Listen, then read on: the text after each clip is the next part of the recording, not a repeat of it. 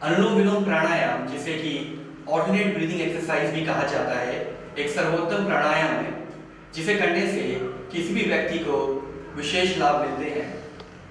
अनुलोम विलोम प्राणायाम में हम लोग अपनी सीधी नासिका, जिसे कि सूर्य नासिका भी कहा जाता है, उससे इनहेल करते हैं, और लेफ्ट, जिसे कि चंद्र नासिका भी कहा जाता है, एक्सहेल करते हैं, और उसी प्रकार चंद्र नासिका से इनहेल करते हुए सूर्य नासिका से एक्सहेल करते हैं। ये हम एक एयर का फ्लो बनाते हैं, पूरा चक्र बनाते हैं, जिसमें हम दोनों नासिकाओं से कॉन्शियसली इनहेल और एक्सहेल करते हैं, जिसे करने से हमें हमारी बॉडी का टेम्परेचर मेंटेन रहता है और ब्लड प्रेशर की जितनी भी प्रॉब्लम्स है उसमें क्योर मिलता है। अनुलोम विलोम प्राणायाम करने के लिए हम पद्मासन, अर्धपद्मासन, सुखासन या फिर वज्रासन में बैठ के कर सकते हैं। जिस प्रकार मेरे सहपाठी शॉन अर्धपद्मासन में बैठकर अनुलोम विलोम प्राणायाम के बारे में आपको जानकारी दे रहे हैं, उसी प्रकार आपके लिए जो भी आसन कंफर्टेबल हो, जिस भी आसन में आपको बैठने में आराम हो, उस आसन में बैठ के आप इस प्राणायाम को कर सकते हैं। इस चीज का विशेष ध्यान रखें कि अनुलोम विलोम प्राणायाम करते समय आपकी रीढ़ की हड्डी सीधी हो, मेरुदंड आपका सीधा हो और आंखें बंद, पूरा ध्यान सांसों के ऊपर, श्वासों के ऊपर केंद्रित हो, ताकि आपका मन ना भटके, आपका कंसंट्रेशन पूरा प्राणायाम करते समय उसमें ही हो। जिस प्रकार आप देख रहे हैं, अनुलोम विलोम में हम अपने राइट नॉस्ट्रिल को बंद करके लेफ्ट नॉस्ट्रिल से, यानी कि चंद्र नासिका से इनहेल प्राणों को अंदर लेते हैं, उसके बाद कुछ सेकंड्स का होल्ड, जिसे कुंभक कहा जाता है, और राइट नासिका से एक्सहेल करते हैं।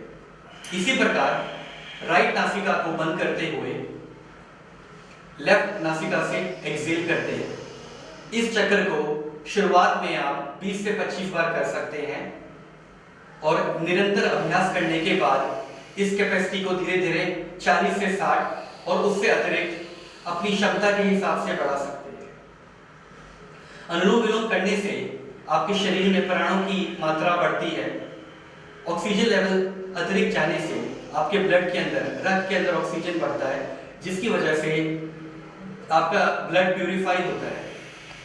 अगर आपका ब्लड या आपका रक्त दूषित है तो उससे कई तरह की बीमारियां, विभिन्न प्रकार की बीमारियां आपके शरीर में लग सकती है। लेकिन अगर आप नियमित रूप से इस प्राणायाम को करें तो आपका ब्लड क्लियर होगा और उसमें आपको शुद्धिकरण से काफी लाभ होगा। इसके अलावा जो आपका सीएनएस सिस्टम होता है, जिसे कि सेंट्रल नर्वस सिस्टम भी कहा जाता है, उसको शांत करने में, उसको बैलेंस करने में भी अनुलोम विलोम प्राणायाम बहुत लाभप्रद है। सेंट्रल नर्वस सिस्टम, जो कि हमारे ब्रेन से कनेक्ट होता हुआ एक तारों के प्रकार, जिस प्रकार वायर्स या तारे होती है, उस प्रकार नर्व सिस्टम का एक गुच्छा हमारे ब्रेन से कनेक्ट होते हैं, स्पाइनल कॉर्ड के नीचे तक जाता है, जो कि हमारे बॉडी के अंदर जितनी भी कम्युनिकेशंस हैं, जितने भी मैसेजेस हैं, उस चीज को, उस प्रोसेस को केंद्रित करता है, उसको चलाता है। तो अगर सीएनएस सिस्टम में कोई प्रॉब्लम है, सेंट्रल नर्वस सिस्टम में कोई भी कम्युनिकेशन प्रॉपर्ली नहीं हो रहा है, कोई मैसेज आपके ब्रेन से शरीर के किसी अंग में नहीं जा रहा है, तो हमारे अंग उस प्रकार काम या कमांड नहीं कर पाएंगे।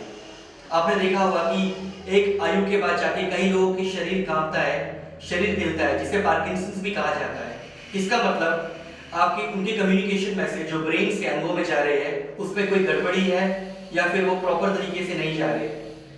तो ऐसे व्यक्तियों को या फिर किसी को भी नियमित रूप से अनुलोम विलोम प्राणायाम करना चाहिए, जिसको करने से आपका सीएनएस सिस्टम बिल्कुल बैलेंस रहता है और जितने भी मस्तिष्क से रिलेटेड बीमारियां हैं, जैसे कि अनिद्रा, स्ट्रेस या फिर माइग्रेन, उनको बहुत ही लाभ प्राप्त होता है।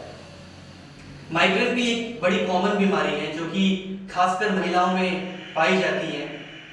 तो इसको नियमित रूप करने से आपको माइग्रेन में या मस्तिष्क से रिलेटेड किसी भी बीमारी में क्योर मिलता है। इसके अलावा आपके रेस्पिरेशन सिस्टम में जितनी भी बीमारियां हैं, जैसे कि लंग्स से रिलेटेड ब्रोंचाइटिस हो गया या फिर एस्थमा हो गया या फिर सांसों से रिलेटेड बीमारी है, किसी को साइनस की तकलीफ है, उनके वायु नली में कुछ प्रॉब्लम है, ऑक्सीजन ढंग से शरीर में नहीं जा रहा है, तो उनको भी नियमित रूप से अनुलोम विलोम प्राणायाम करना चाहिए, जिससे आपका पूरा रेस्पिरेशन सिस्टम क्लियर होके श्वास या प्राण आपके शरीर में पूरे जितने चाहिए शरीर को उतने जाएं और जितने भी अंग है वो प्रॉपर्ली काम करें। बस कुछ बातों का विशेष ध्यान रखें अनुलोम विलोम प्राणायाम करते समय।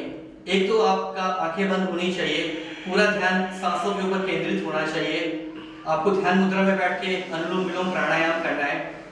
और इसके अलावा जो भी व्यक्ति, किसी को हार्ट की डिजीज है या किसी को ब्लड प्रेशर की प्रॉब्लम है या फिर कोई भी माता या बहन गर्भावस्था में है, तो वो इसको थोड़ा आराम से करे, बहुत जल्दी ना करे। इस चीज का ध्यान रखें कि कोई भी प्राणायाम करते समय आप बहुत जल्दी ना करें, एक मध्यम गति से करें। और जो भी व्यक्ति किसी भी बीमारी से ग्रस्त है वो इसको थोड़े आराम से करें और अपने शरीर को, अपने मन को निरोगी बनाएं। तो करो योग, रहो निरोग। बहुत बहुत धन्यवाद। नमस्कार।